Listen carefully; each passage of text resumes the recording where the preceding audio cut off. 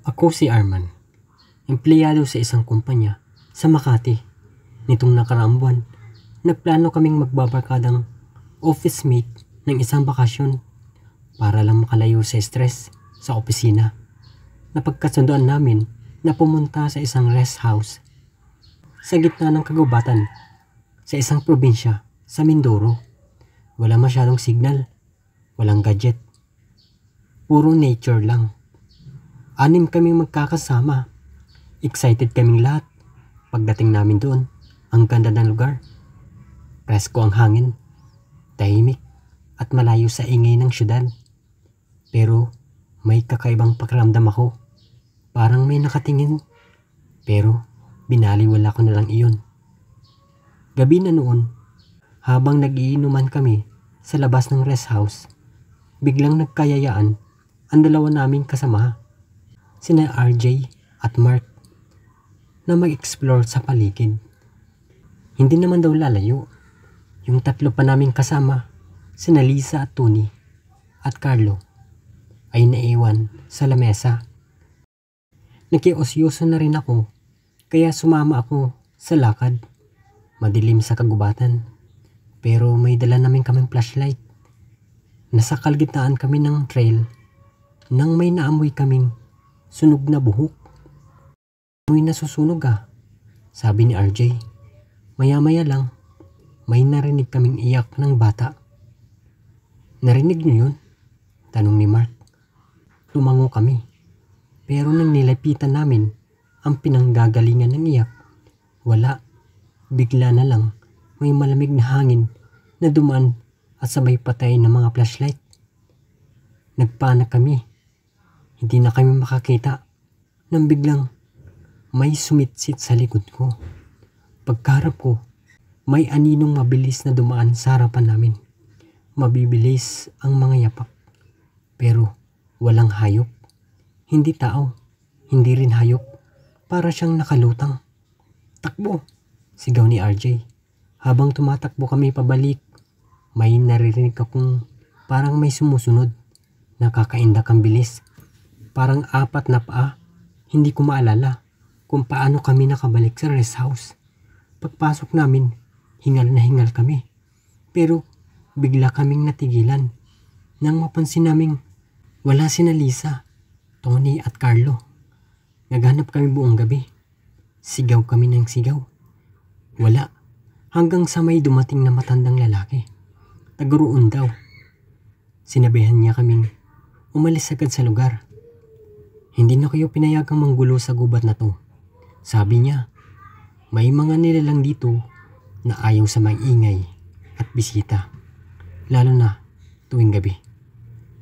Umaga nang ma-recover namin sina Lisa at Carlo. Nanginginig, tahimik, si Tony. Hindi na nakita. Umalis kami agad. Kinabukasan, wala nang nabanggit ng kahit anong tungkol sa bakasyon na yun. Pero gabi-gabi, kahit sa kondo ko sa Manila, naririnig ko pa rin ang sigaw na yun or tunog, lalo na tuwing 3:00 ng madaling araw.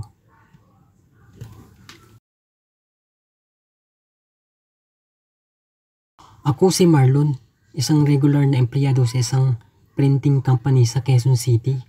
Matagal na kaming nagplano ng mga katrabaho ko na mag-outing. Kaya nung nagka-bonus kami, tumuloy na kami. Isang kaopisina namin ang nagrekomenda ng lugar. Isang eco camp sa gitna daw ng kagubatan sa Aurora. Hindi raw sikat pero napakaganda. Tahimik at presko. Pagdating namin doon, totoo ngang maganda. Puro matataas na puno. May maliit na ilog sa likod ng campsite.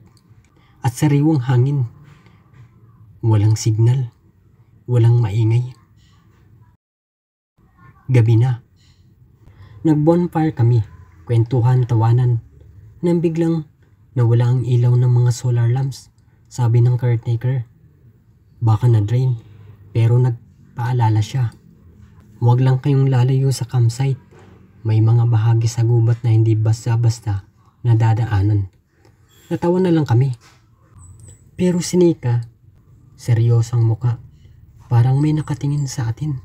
Sabi niya, hindi na namin masyado pinansin Pero pagkahigaw ko sa tent, naramdaman ko na parang may gumagalaw sa labas. Sinilip ko, wala. Pero may napansin akong puno sa di kalayuan na parang may mga mata. Pinikit ko na lang ang mga mata ko. Baka pagod lang ako. Pero kinabukasan, paggising namin, wala na si Harold. Hinintay namin, tinawagan, wala. Sinuyod namin ang paligid. Nang matagpuan namin ang bag niya, nakasabit ito sa isang puno. Pero yung puno, may mukha.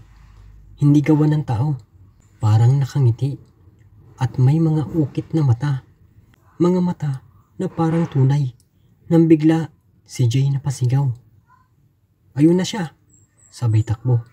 Sumunod kami. Nakita namin si Harold. Pero parang wala sa sarili.